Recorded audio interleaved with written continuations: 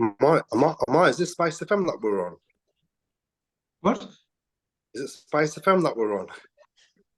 Yeah, I think In case someone anyone must doesn't have got know. like really happy with the Spice FM button, right? And on just to make sure that everybody knows that Spice FM. So we need to do the same, don't we, as we are talking. Anyway, um, poor Martha always tries and hits the record button, and and so does Rebecca, but they never get it right because it's like there's a pause and then something else gets said and then something else gets said and then something else gets said and then something else gets said. And then before you know it, that's the end of our show. So anyway, good morning, listeners. You're listening to Ammar and Jalf. live on our weekly radio show right here on Spice FM. And each week we'll bring some views, news, and one or two clues from the business world. Asian Business Connections aims to connect, support, and promote the Asian and wider communities. And we'll be talking shop quite literally, not just corner shops. Whether you're looking to start a business, have an existing business, or you just want to talk business, we can help. We can help, and we do help. Gosh, Jeff, really feels like a very peculiar week. Well, it feels like a very fast week, like all the other weeks. No, it does and it doesn't. That's why I mean it feels like a peculiar week. So, so from my perspective, it's my wonderful wife took the children away for a few days, which has then subsequently meant I've probably been sat in this office for 12-hour days for the last 3 days. And it's not a bad thing, but equally, I don't think it's a good thing. You know, what I should have been is out with my friends and should have been out partying whilst the wife and the kids were doing the things I never get the chance to do. You know. So last week was interesting. Last weekend, it was my niece's wedding at the Gosforth Park Hotel, and she got married to Ibrahim from Loughborough. Do you know anyone from there, Chaff? Any of your relatives? No. But it's a great place though, Loughborough. What about Leicester? What about Leicester? Yeah, I mean, we've got some contacts in Leicester. There's a lot of Asians in Leicester, a lot of Asians. I went to university in Leicester, and it's a big cultural shock from the demographic in Newcastle as comparison to Leicester. It's little India in Leicester. Is it? Yeah, 50% of the population. Yeah. Is it like little India, little Pakistan, little Bangladesh? No, I think there's a lot of Gujaratis in Leicester. Predominantly, it's a lot of and there's a lot of people that came from Uganda that live in Leicester as well. Really successful in business. A lot of the Indians from Uganda, they all came there. So, I mean, it's a very vibrant city, and they're all doing so well. I mean, I'm going back, university time where the businesses predominantly were owned by the Asians, and they were very, very well to do. And manufacturing was huge. Like clothing and all of that as well, wasn't it? Yeah. Clothing is huge in Leicester. We used to work in a clothing factory, which was one of my friend's uncle's place, and we worked there for a good few weeks until the pay was so low, though. My goodness, Jesus. But yeah, I mean, it's very fast fashion. But that's what got Boohoo and all of that into trouble, wasn't it? Because they were allegedly using suppliers who weren't paying proper wages and had like 50 people in 50 booklets and things like that. Yeah, but what's deemed as proper wages somehow? Because at the time there was no minimum wage and stuff. So at the end of the day, it was up to the Yeah, business I'm not people. talking about. So, Yeah, I'm not talking about back yeah, then. Jeff, I used to work yeah. for a Well, pounder. obviously today it's very different. So there are Well, some parameters. I used to work. So there was whilst I was studying up here, I used to work in a factory making jeans, and I used to get paid a pound an hour, like cash in hand type thing. You know, it was like, No, hand in hand, really. well, as in them days, I think, well, no, as in you got a cash It envelope, wasn't cash in obviously, hand. You would get yeah, cash in the you'd get in cash an in those envelope. little brown Yes, payslip things, right? yeah, With your hours on it and stuff. So I mean, yeah, yeah. everyone got No, paid no, no. Of cash. course, it was all there, but it was funny. It was a pounder an hour, a pound an hour. You know, and I used to take it home, and I used to give it to my mum, and she'd open it up and give me a £5 or a couple of pound out I of it, come back and keep and, the rest. and keep and keep the rest. And I was like, all right. Well, that's a Anyway, good thing, you talking know. It's a about good thing. Leicester. So Uh, had this wedding, lovely day. Yeah, I mean, it's just what you call sod's law. But I was at the Gosforth Park, and the weather was wonderful, but you're inside, and it was like uh-huh. boiling. And then before I know it, I get there, and they go, "Oh, can you do some comparing? Are you all right to just do?" I said, "Well, not really, but as in, okay." So next minute, I'm comparing, and um, and I'm having a bit of a laugh. Everyone's entertained. Ibrahim's family turn up, and everyone's all right. And actually, his cousin, so his first cousin, is Hamza from the Leicester footballer. Right, Don't know Hamza who is. Chowdhury. Yeah, yeah, yeah. Or was he there? Yeah, yeah, he was there. So Or he was was he? Oh. there. Yeah, so it was nice. It was nice, and Hamza, but Hamza, then Hamza Chowdhury is a Bengali, I think. that's what Ibrahim is. Okay. So so yeah, that's why I thought. Did you not know them? Are you not all related? Maybe so everyone's kind of got some connection We're all somewhere. brothers and sisters. We're all Yeah, yeah. brothers and sisters. Um, but anyway, it was an interesting day, beautiful ceremony. But I'll tell you what it is. What a pain in the butt the photographer was. Um, Mm. so I thought the photographer was with the groom side. So I bit my tongue, right? Because I'm on the mic and he's going, I haven't told you. I need to give you the thumbs up to welcome these people, and I needed you to do this. And I'm thinking, oh my gosh, I can't believe that. Like, this person's being so dictating. And honestly, everything that was happening, the whole thing. And then the next minute, someone's coming up and saying, "Oh, can you turn the aircon? Oh, can you turn the sound down? Oh, we haven't got any rice on our table." Oh, and I'm like, "What? Well, I'm just a guest, right?"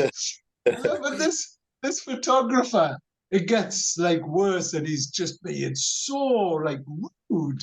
And I was just thinking, oh my gosh. And he's like, "No, you have to wait for this and that." But then he's like, "Listen, you need to cut the cake right now." So he comes up to me and he goes, "Listen, I need you to cut the cake right now." And I go, "Sorry?" I says, "People have just had their food. We're running an hour late, and I've got to get finished, and I've got another event, and I'm going." I says, "Listen, I'm really, really sorry, but who's commissioned you?" He's going, "Well, what do you mean?" I says, "Well, who's paid? Why are you here? As in, who's paid you to come here?" And he was like, and it was my niece. So it was the niece who had organised it. And I was, after I heard that, I just turned around and I says, "Wait there, listen, I'm a guest here. I'm not getting paid to do this. And in Yeah, any event, why would you be so rude in your yeah. approach? You're meant to be making people's day. Everything that was done was like, oh, this angle." And actually, earlier on, I made a couple of jokes. I was like, we're all living so much longer now that we need to get the video right, and we need to keep the memories fresh. And all of this because he was that rude, and everything that was happening in this wedding was all Mm. about the photographer. I need to find out who he is or where he is so I can give him a big plug on here. Um, We'll go this and is find great. him, and then we'll But, go and pay him a visit. but it was so then we organized some face painting which made a big difference, you know. So I encouraged all the men who had done their makeup beforehand and it got a bit hot to come and get the face paint done again. um, I'd organized an ice cream van, Jeff. So an ice All cream right. van turned up, Oh, cool, and we give man. everyone ice That's creams. quite. Everyone was They like, can have as much "Oh my, ice cream as they want. this is the best day ever." You know, yeah, it was like ice cream van outside, and everyone was having like sundaes and, you know, triple 99s, obviously, because, you know, they were complimentary. Yeah, yeah. But it was good. It was nice, you know, and everyone had I mean, they're the type of things that pull things together. But it was a beautiful ceremony. It was a good day. Anyway, the point of all of this, Jeff, was so that was Sunday, and we were talking about Leicester, and we've got to go back down this weekend. And as you Mhm. know, yeah, I really wasn't feeling that well, to drive down there because I needed to go to the Liverpool match. But, but, but so we're going down there, but there's no like nice hotels in or around Leicester. What? No, there must be. There's got to be. I mean, where have they booked in? There'll be some nice places for sure. I mean, around Leicester and Loughborough. Loughborough's a very nice place, you know. It's a really, really lovely city. It's not a city. Is it a city or is it a town? But Loughborough University is very well known, well No, no, regarded. no. I'm not It's talking very about. close. I'm not talking about. It's not in Loughborough. So the wedding is at Leicester Race Course. Okay. It's a nice big venue. I imagine they're going to have like lots and lots of people there, obviously. Um, but it was so we're going to go down tomorrow, and Hmm. we're traveling down. And I thought kids have had a bit of a hard week, because it's you know, one of the hardest things, Jack, is in the summer holidays is kid childcare. Yeah, yeah. So you know, all of a sudden, my good wife had some really, her job's far more important than anything that I do. And then on Monday, it was like, you know, someone was meant to look after our youngest and they couldn't. So all of a sudden, it was like, oh, what we're going to do? And the same thing happened on Tuesday. So I'm then left, I'm like, well, okay, you have to do what you're doing. I'll just have to look after the kids. Anyway, it was nice. I enjoyed it. But my point is, it's sometimes not really fun for the kids, is it? To come into work Mhm. and, like, you know, sort of hoover the floor and sort of file stuff and sort of clean places. And obviously they didn't do any of that. I asked them to do it, but they didn't do any of Get them it. started early. But I mean, gosh, kids have changed, Jack, haven't they? Mm. Mm. We do everything. I remember like sweeping the floor all the time.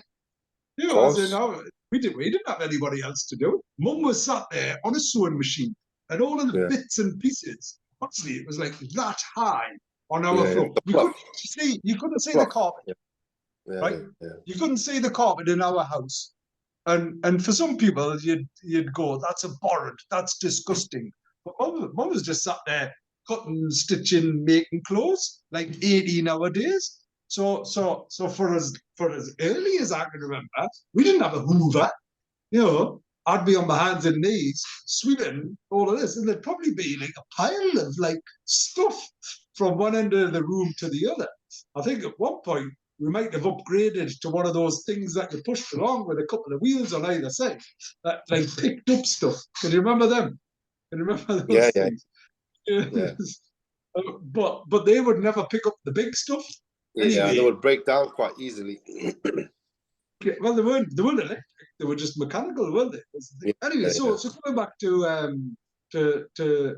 this week. So I thought, well, let's go down. We'll go down the day before. We'll spend a couple of days there. We'll try and do something with the kids just to entertain them a little bit.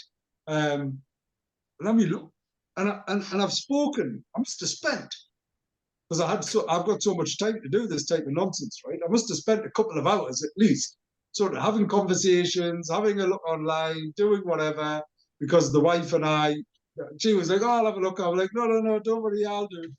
Honestly.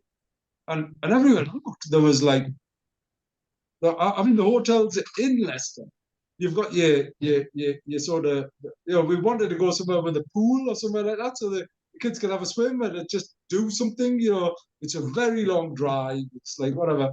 And the ones that have, they're so old and they were so expensive for what they were. Yeah. And it's the bank holiday weekend. So anyway, we managed to get a nice one.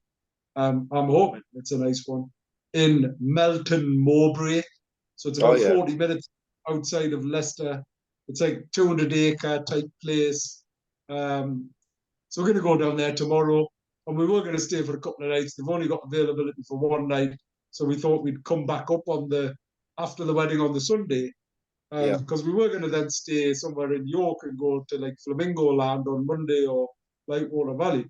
But then the wife was just saying, well, if you're going to do that, we'd be going to a nice hotel, not get there till late, and then getting up first thing. It's like, it's not worth it, as in if we're going to use some of our savings to do this type stuff. And it's obviously everything's so expensive now, you have to think twice about anywhere you Yeah. spend. It's crazy at the moment. The costs are just outrageous. So we're going to come back and we're going to go to the Mela on Monday. Wow. Is the thing. Excellent.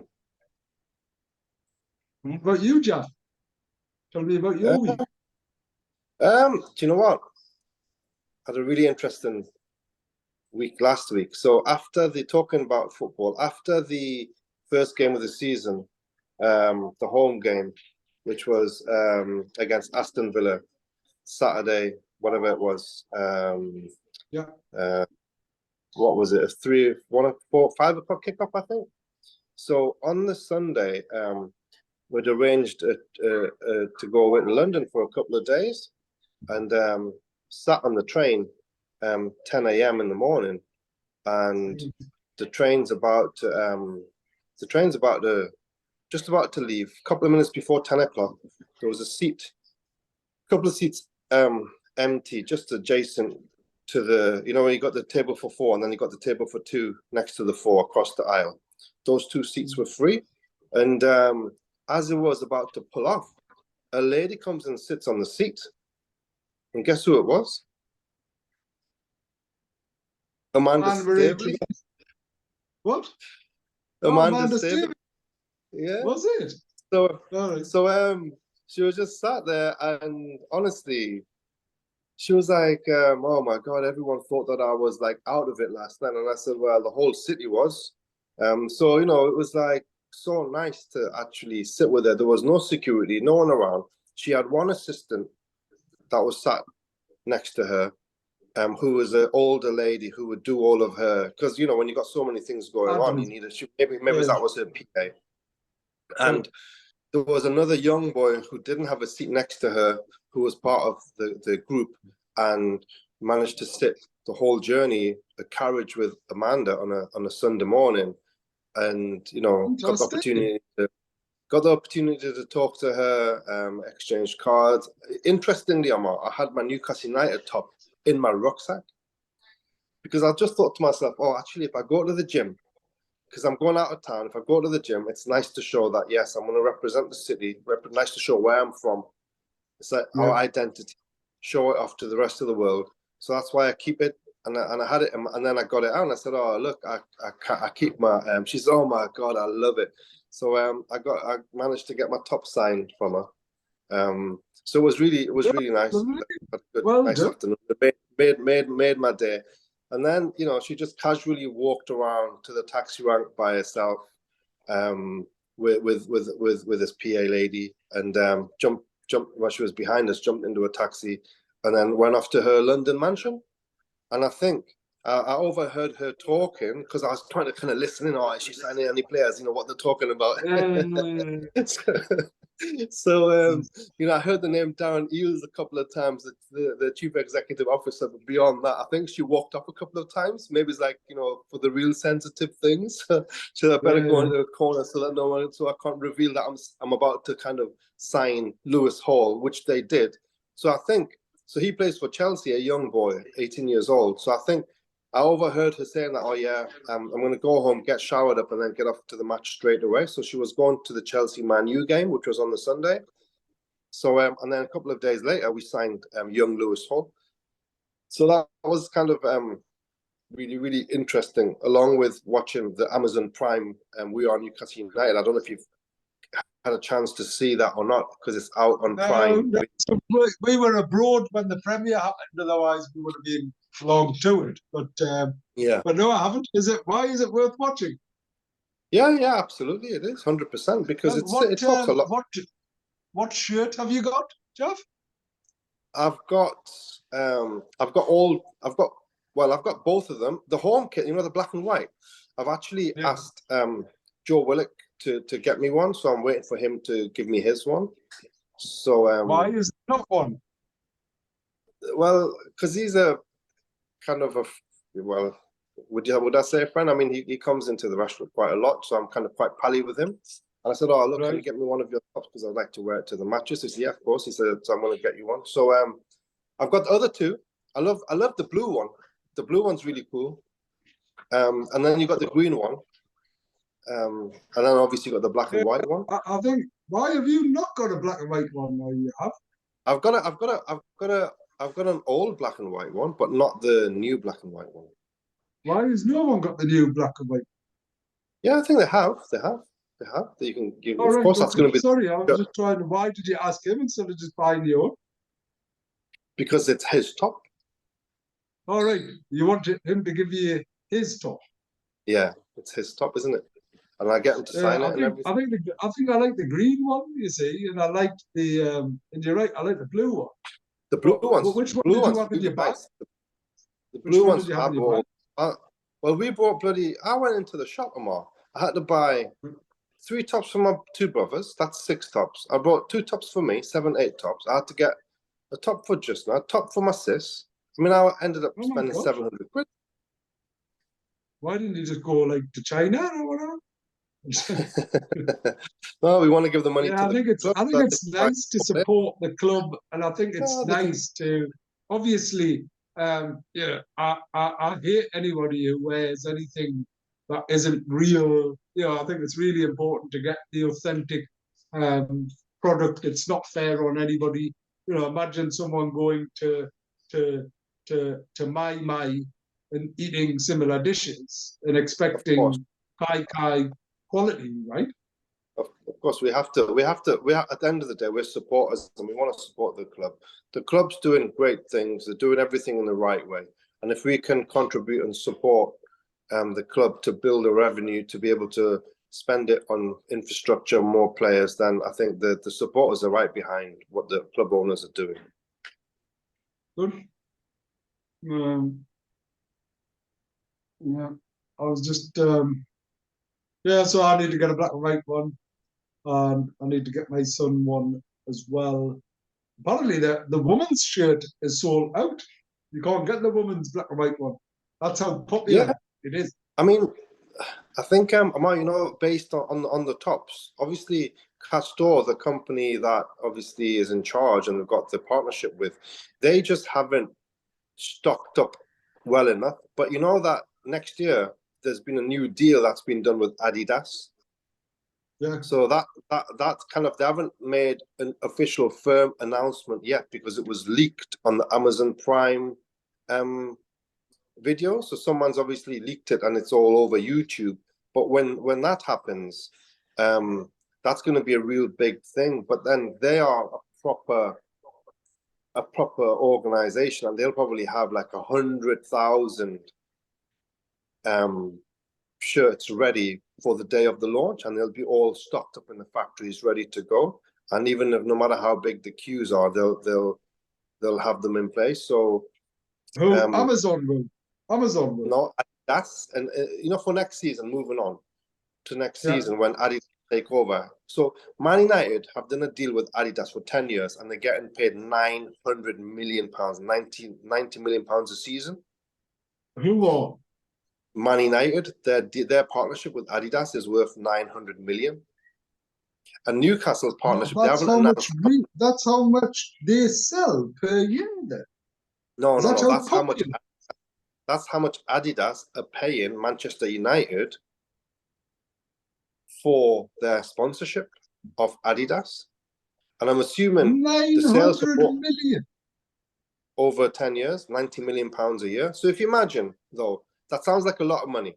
But how much is Adidas going to make in terms of shirt sales and all of those things over in a year around the world?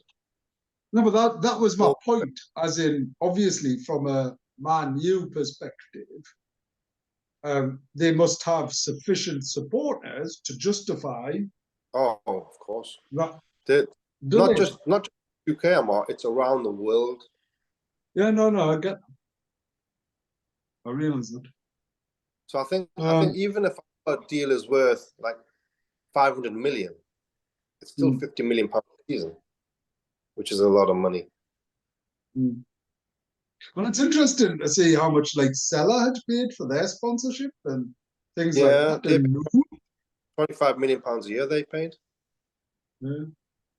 Whereas, when they'd asked me to go to when I was going to India and I'd gone in to speak to Newcastle United there, they'd asked me and they were looking for between £3 and £5 million sponsorship. Yeah. Mad, isn't it? Yeah, times have changed a lot. I think that Newcastle are going to sell the stadium rights as well, the stadium name rights, to another sponsor, and they'll probably get 50 million pounds a year for that. And I think the fans will probably accept it because they know the importance of raising revenue. Because there's been a big hoo-ha about letting the name St James's Park go, but I think if they came up with a proposal for it to go, and the sponsorship was going to be ridiculous, I think that the fans would accept it. I don't think so. I think Do you not think so? I think it would have to have. I think it would have to have. It would have to have St James's Park in it. Maybe. I'm sure the marketing people will come up with something. I think it should just be too controversial. Um,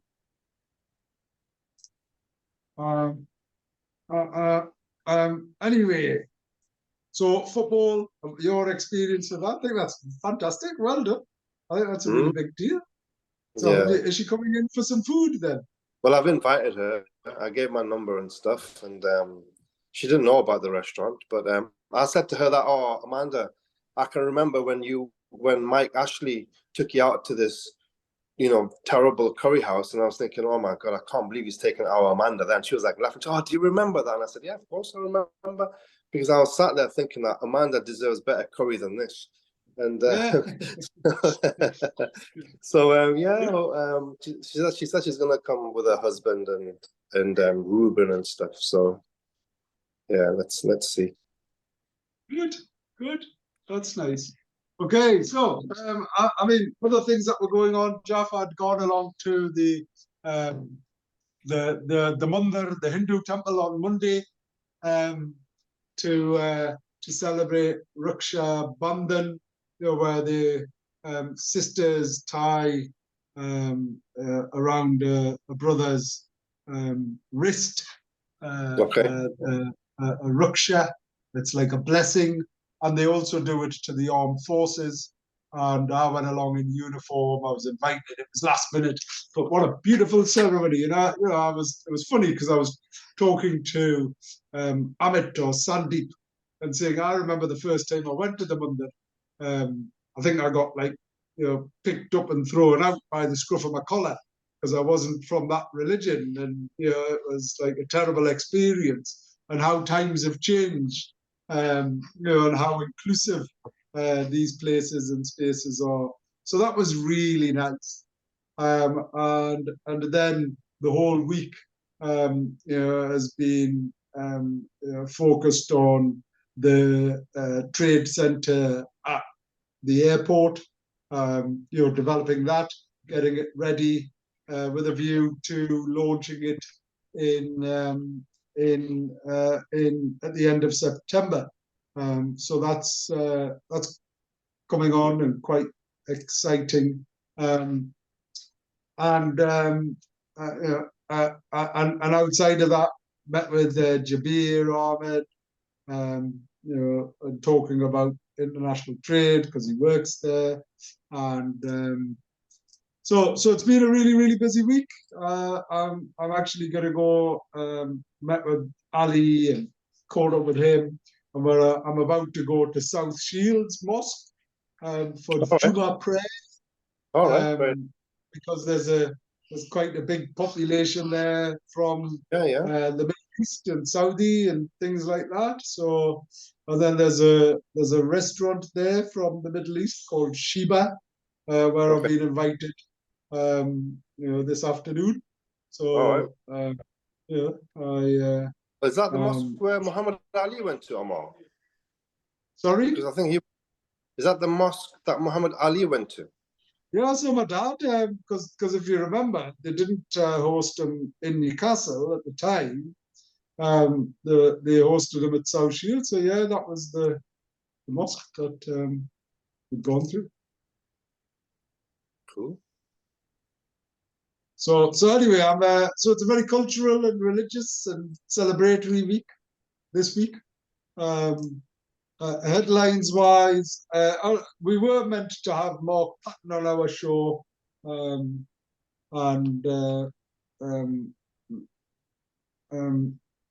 sadly, he's got a challenge, a dental challenge, so he couldn't come on.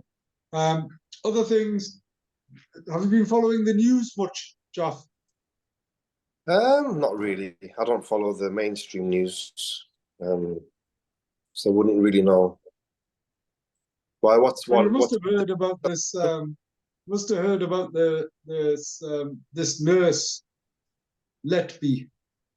Yeah, that killed the kids. Yeah.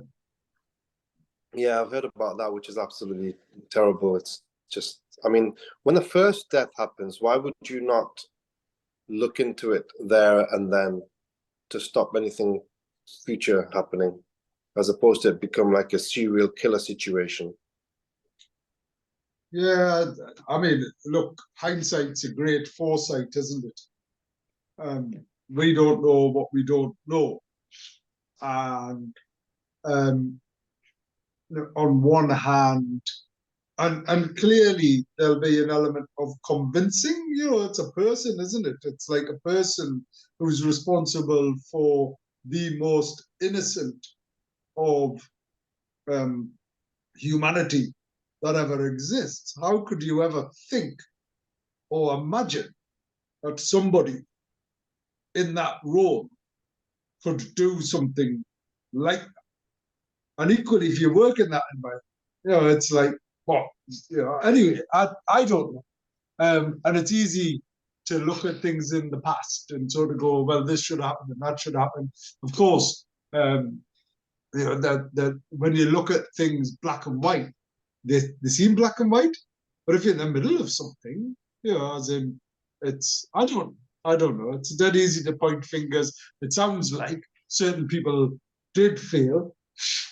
My only concern about that is, and I'm not talking about this particular case, but more broadly speaking, right, is I spoke with an organization last week called Save the Women, right? And it was a black gentleman from Nigeria who'd studied here, came back, studied, and is now based here. And the organization provides lots of wraparound support, primarily to black communities and black families whose children have ended up, for whatever reason, um, in um, in being taken off them for whatever reason, because of cultural differences or religious differences. And he was just saying, part of the challenges is because the black people, people have a view, and the vast majority of people in local authorities are white. They have limited understanding or experience of culture and religion, Mhm. and that these biases exist. That's not to suggest for 1 second that any type of abuse is right, but there's certain different things. There's different approaches. There's a whole range of things, right? Anyway, I don't know the full facts of all of the cases, but he shared examples of where children were taken off families, Yeah, I think, primarily which because I of think is their. very, it's horrendous. I think that problem is a lot horrific than what we think. I mean, there's a couple of the two different things here. Number one is a nurse, what the nurse has done. So did the nurse Oh go no, on? I wasn't comparing it. I certainly Yeah, yeah, wasn't comparing it. yeah. No. I'm But just saying the nurse. what I was saying though, chap. But what I Yeah. was saying though is in when I was at Your Homes Newcastle, right? I was sort of non-exec director there.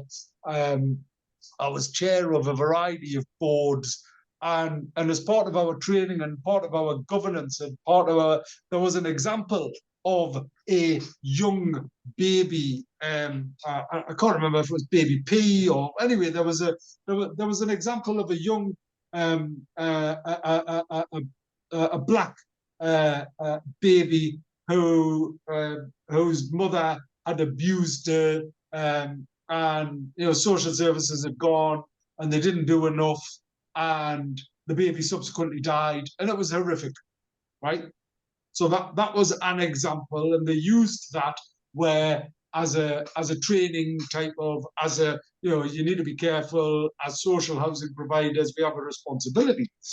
But it's interesting, right, that we used a case of a black child, um, and not necessarily of all of the various other white children. As in, and immediately the biases are reinforced, aren't they? Is the point. Yeah. So you're right, and it is abhorrent to think. I mean, interestingly, you know what's scary though, Jeff? Sorry, just finishing off that conversation about um, that nurse, was she trained in the hospital at the time when our son was born prematurely in Liverpool. Mm. So, In what was she 2000, exactly doing? Was she based in the hospitals or was she based in nursing homes? no, This she nurse. was in hospital. So She she was was a in hospital, nurse. and as the babies were born, what would she do? She would just kill them. Well, allegedly, she would do things to them. So insulin, I believe, has been used. So injecting them with insulin, or in Bloody other hell. circumstances, injecting them with air. So imagine the air getting into the heart and causing a heart attack or whatever it was. And because they were primarily um, premature type babies, or babies who were in special care, like our son, right? Um, there were, it wasn't a straightforward, here's a baby, you're in this birth, you're with the mother, and they stay with the mother, because that's what traditionally happens. Lots of these were special care type of, where the mother would be separate because the care for the baby had to be, so you had pediatrician Mm. teams. So when our son was born, it was one of the most scariest things of our lives, as in, it was like he was like sort of 6-7 weeks premature.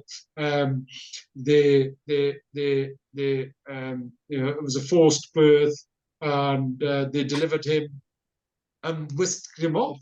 And they said, "Oh, it's a boy," and then ran away. And then for 2 hours, we were just sat there, 2 hours, sat there, and they wouldn't tell us anything. And then they came, and then it got to the stage where we both, my wife and I, were so distressed that they allowed me to go and see him. And he was in the most intensive care part of the hospital, and everything was covered up but his head. And there were only 4 other babies in this unit. And honestly, Jeff, 2 of the other babies died. So but I mean, type of environment. Obviously, in the scenario that you're explaining, you should feel in that environment, every single parent should feel secure and comfortable that the powers that be, the doctors that are around there, they only have one sole intention, and that's to try and save that baby's life. Make sure that you save the life where he's able to, or she's able to live her life in a healthy way moving forward, and that should be their sole intention. That's what we should feel. It should never cross our mind that, oh, there could be a doctor or a nurse that has something malicious on their mind in those extreme circumstances. And if that ever happens, then there needs to be the most harshest justice for anybody in that place, any doctors, any physicians, whoever it may be, that have got an ulterior motive beyond just an absolute care for the best interest of that child. And I'm assuming, Ammar, that's just standard protocol anyway for anyone that does do that. I mean, if you want to be a doctor, it should be intrinsic that you want to go there for care for people's lives and their livelihoods, right? So that should be just a basic kind of trait for anyone that wants to enter the health industry, whether you're a nurse or whether you're a GP or a consultant or a doctor, whatever it may be. And when you get some horrendous stories like this nurse that comes out of that system, then it could be just a one-off, but it just cannot happen. I mean, it's just mind-blowing that it does happen.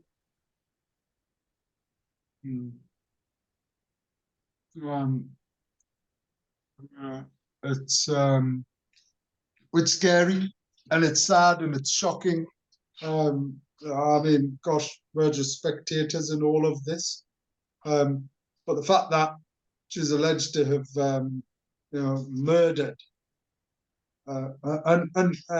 sort of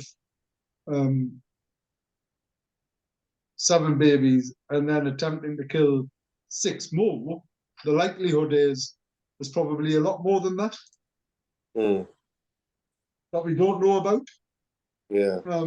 And just to think, Jeff, that type of environment that I'm referring to, those other babies in that unit that passed away. Honestly, we were there, like I was there 24/7. I slept on the floor of a hospital. Like I slept. I didn't see daylight for 7 days because my wife had equally gone through such a huge operation to deliver the baby, because they just pulled the baby out. And when I went into that room, I'll never forget, as I say, this tiny head, about that big. That's how big baby's head was. Everything else was covered. And I sort of, like, you're in shock. And then the doctors saying, I'm really sorry. We don't know whether we've broken the baby's neck. Don't know whether it's going to be able to use its arm. Don't know whether he's going to be able to use his leg. We don't even know if he's going to survive. This is what you stood there and you're just looking at your baby and you're going, oh my God.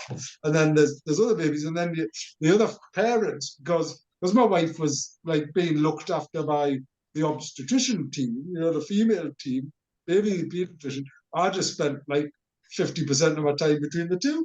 But the parents in the room that we were in this unit, like you could see, them coming in and all right, yeah, and then, oh no, my baby's passed away, and like they're going, and all of this is happening, right? So 50% of the babies in that room passed away whilst I was there. And I'm sat there thinking, oh my gosh, my baby's there. Right? So that happened, like, I wouldn't say naturally, because it was unnaturally, but that happened because that's what's meant to happen. Now, in that environment, how could you really differentiate if someone was murdering someone You can't really, can you? Yeah, totally. That's exactly the things that I had in my mind, what you've just came out and said. And that's the whole thing, though, Ammar. You can't differentiate, but surely in the United Kingdom of Great Britain, that should never ever be a doubt in our minds, because the structure within the system should be such that there's no room for anything other than the most ultimate, the best care that's given No, in no, those moments, or any moment in healthcare. and you're right. And you're absolutely right. But sadly, look, I mean, for me, and we're going to digress slightly, but we're dealing with people. People always make mistakes. And I'm not being dismissive of what's happening here. I'm talking more broadly, more generally. As soon as you rely on somebody to do something, you run the risk of mistakes. Whereas if you introduced artificial intelligence, if you were tracking everything, is this happening? Tick this, tick that, do this, as in if it was all geared up to assess, all of the machines were plugged into a computer that was tracking and monitoring. Because what they were saying was insulin, when it's introduced into your body directly, right, there's a protein when your body produces insulin, there's a protein associated with it. So you can do a test and say, is that natural insulin, right? Because the way that apparently that some of the babies passed away, it could have been the case if it was a natural overproduction of insulin or whatever it is.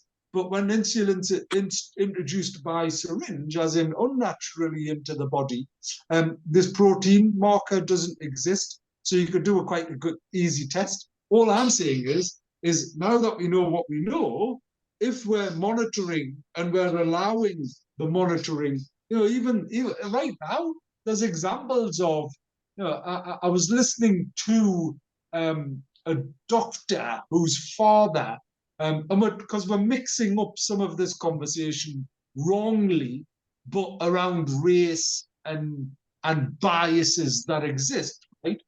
So I went to the NHS Confed in Manchester, and I listened to the race panel, and there was a doctor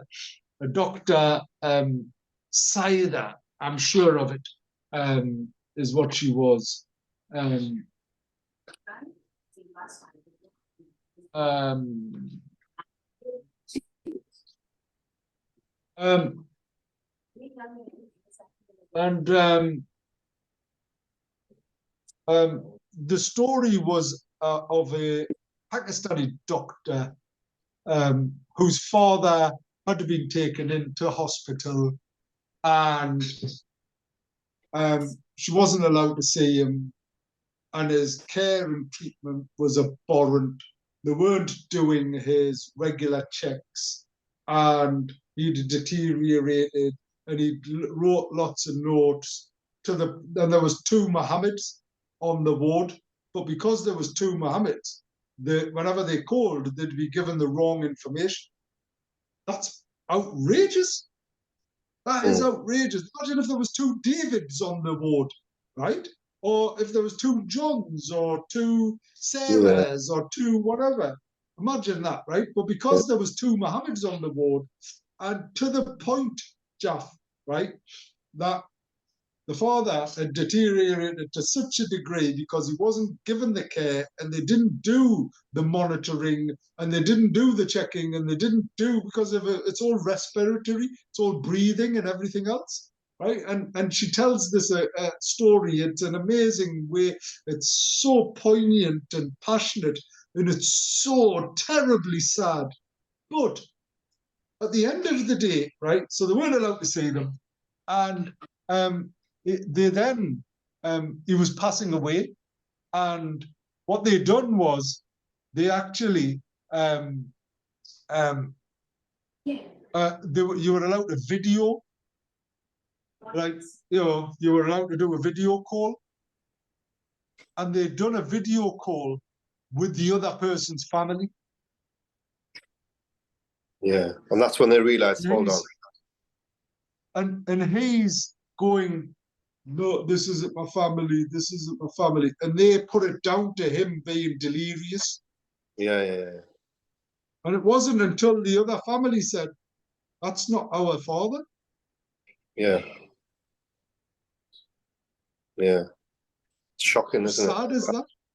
It's just terrifying. It's terrifying. As I said, Ammar, there's no way that this can happen in a country like this. I've heard stories in Bangladesh where someone is literally gone, they passed away, but the doctors say that no, there's still an opportunity chance for him to survive. Let's put him on a life support machine, take him to the hospital because it's private, so they can get an extra week's worth of money out of that person. Now, I mean, look, those horror stories shouldn't exist in a third world country such as Bangladesh neither. But you kind of not understand why it happens, but you can say that, okay, well, A, B, C, and D, but there's no way in the world that we could think anything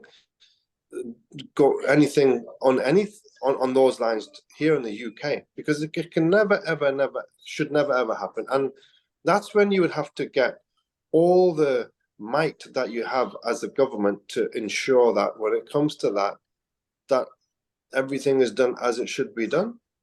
And I think the government has the means to do whatever they wish. They just need to focus on this and make sure that the structure and the management and the processes are in place, that you recruit individuals who are going to honor the families and just think about their health. And that should be it's just about care and compassion, isn't it? It's care that's what and it's all about. compassion.